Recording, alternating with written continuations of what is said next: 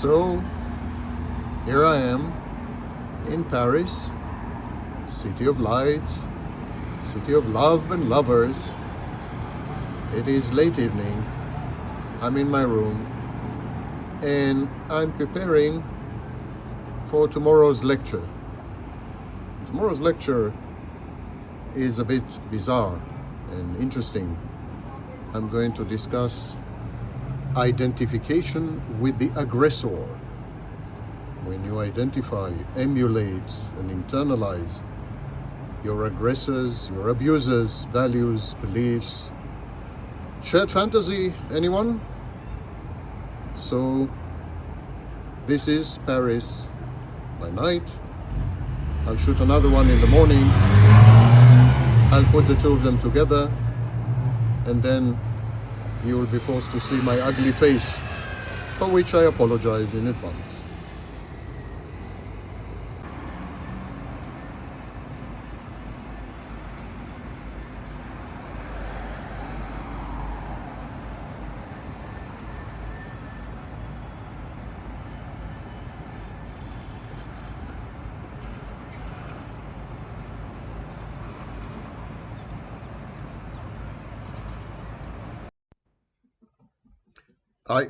I don't think these are the major threats to the existence of the species.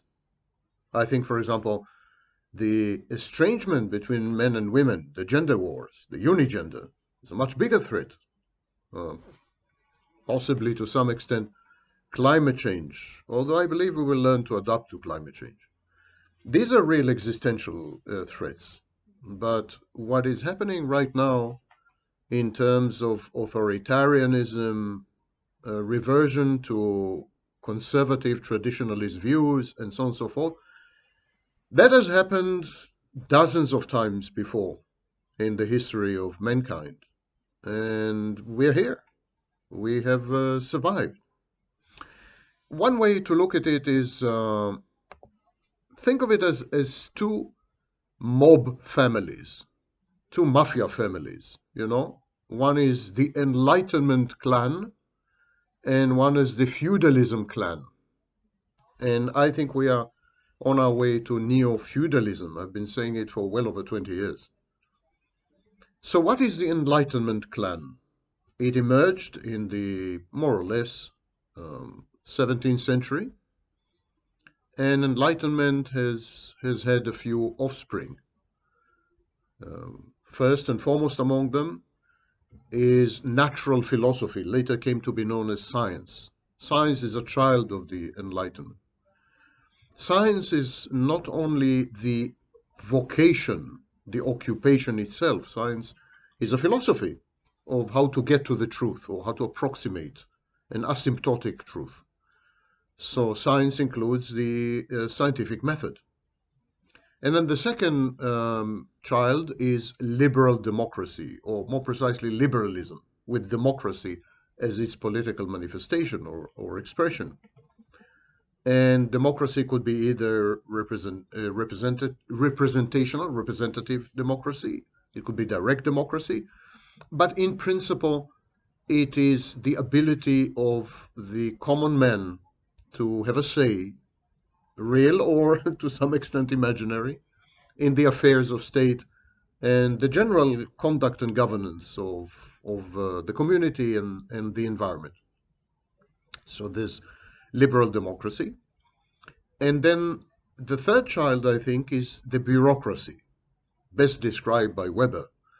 Bureaucracy is impersonal, anti-charismatic, everlasting, inexorable, does not depend on ups and downs and vicissitudes and political changes and winds and so on and so forth. So here's the Enlightenment mafia clan with science, liberal democracy, and bureaucracy. And the thing is that none of them have worked. None of them have worked. Science gave us a clear understanding of the event horizon of a black hole, which is very nice, but you can't do much with it in humdrum pedestrian life. And at the same time, science created the most terrifying weapons. which have killed hundreds of millions of people, for example. Science has been discredited not only by its outcomes, but it's been discredited by its association with money and the creation of essentially a plutocracy of science. Scientists have become contemptuous, haughty, elitist, and grandiose. They got increasingly more detached from the reality of the very taxpayers who were funding science. And so science has been a failure in terms of enlightening people. And then liberal democracy has failed because it became a vehicle and an instrument in the hands of elites, intellectual elites mainly, who shared very little in terms of beliefs and values with people who were not members of the elites, with the masses. So liberal democracy created a situation where the elites confronted the masses, and the elites leveraged and created and then leveraged bureaucracy. Bureaucracy became a way to subjugate the masses, to keep them in check, to placate them sometimes, but always to threaten them. So liberal democracy was a great promise, started maybe I would say, in the French Revolution. It was a great promise, fraternité, égalité, and all this, and ended up being a standoff. And liberal democracy ended up being a state of conflict and intimidation between the elites and the masses, with bureaucracy weaponized against the masses, when theoretically and historically its purported aim was to help the masses, to better the lives of the masses, to introduce well-being, welfare, and health and education to the masses. So here we were at the very end of the Enlightenment period, on the cusp of a transition from Enlightenment to Neo-Feudalism, which is happening right this very minute as we speak. And all the children or offspring of Enlightenment are hated, discredited, distrusted, and opposed by the constituencies that were supposed to support these things. So science, liberalism, democracy, to some extent some types of capitalism, of course colonialism, mercantilism, all these and the bureaucracies that they've engendered are now considered to be the enemy. And so in human history we've had only two models. One is Enlightenment, which is a relatively new model and has never been tried before in any meaningful way except in the last 300-400 years, and a very ancient, old, tried and true model, and that is a model of feudalism.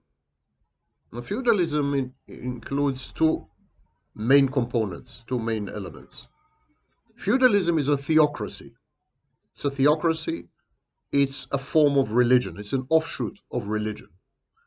It uses the hierarchy of religion and translates it into a terrestrial hierarchy, so whatever is happening on earth is a reflection of what's happening in heaven. And so it's a theocracy coupled with an oligarchy, coupled with a tiny group of people who are super rich, and they control all the resources. They allocate these resources, and using religion or religious beliefs or faith, they create in effect a theocracy. And everyone else is an indentured servant, not to say a slave, a vassal. Everyone else is subservient to these oligarchs. Everyone else caters to the needs of these oligarchs. And all the structures are built in a way that ascertains or maintains the superiority of the oligarchs. For example, the law, the legal system, is built to protect the oligarchs, promote their interests at the expense of everybody else. and increasing inequality, not reduce it, even with all transfer payments and so on and so forth. And so theocracy and oligarchy are the components, the ingredients of feudalism. And we see it today all over the world. The oligarchs are the billionaires, the billionaire class. And increasingly, religion is making a comeback. Not only a comeback in terms of philosophy or worldview or a self-soothing technique or mass delusion, but a comeback in terms of political power. And all this is coupled in feudalism with Renaissance totalitarianism. Renaissance was an extension of feudalism.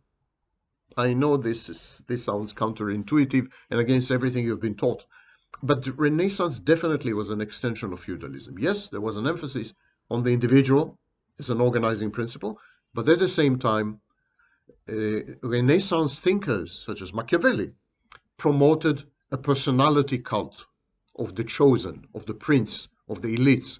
So Renaissance thinking upheld and supported the oligarchy. The hallowed individual was the successful oligarch, the successful prince, in other words, the successful dictator. And all this was embedded in highly religious motifs. The Renaissance did not reject religion, actually. It transmuted it, but it did not reject it fully. So Renaissance created totalitarianism. And so we have these two competing worldviews, two competing organizational principles, and two clashing explanatory systems, hermeneutic systems. One is the Enlightenment, and one is feudalism. And whereas the Enlightenment has failed the individual, has failed the masses, by essentially removing itself from daily life. Science is exalted and inaccessible to most people. Liberal democracy is a sham in many ways. It caters to intellectual elites, which are completely divorced from humanity. The bureaucracy is impersonal, it's cold, it's calculating, it's cruel, it's inexorable, it's a machine, it's machine-like. So Enlightenment failed to create a meaningful interface with its alleged ostensible constituencies, the hoi polloi, the great unwashed, the people down the street, the common Joe. And so people have rejected now. People are rejecting now Enlightenment and all its values. They're rejecting science in favor of the occult. They're rejecting liberal democracy in favor of authoritarianism.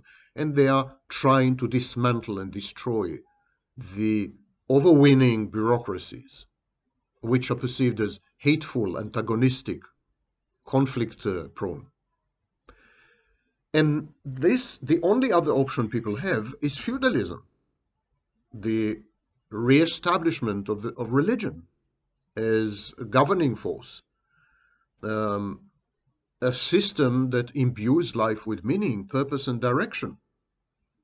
So, theocracy, the rule of religion, and the rule of religion via a handful of oligarchs, super rich people who essentially control all the resources, which is now known as inequality. So feudalism is theocracy plus oligarchy, and the only twist is Renaissance. Renaissance and the prince, the cult of personality, totalitarianism, egotism, or in other words, narcissism. Now we have Clash of the Titans, the two mob families duking it out. The Enlightenment, on the one hand, with its seat mainly in Europe, where it started. Enlightenment is absolutely European. It's not Asiatic. It's not American. So we have the Enlightenment on the one hand, and feudalism and totalitarianism on the other hand. And I think feudalism, totalitarianism is going to win because Enlightenment doesn't have anything communicable to offer to the masses, and it is highly perceived as elitist and even contemptuous of the masses. This is where we are. It's not the end of humanity. It's just regression. It's just going back. It's just adopting a new model, the totalitarian feudalism model, and rejecting the Enlightenment and everything it had to offer. That includes um, intellectuals, science, democracy, liberalism, progressivism, bureaucracy, and all this. Um, in this sense, we are going through a nihilistic period.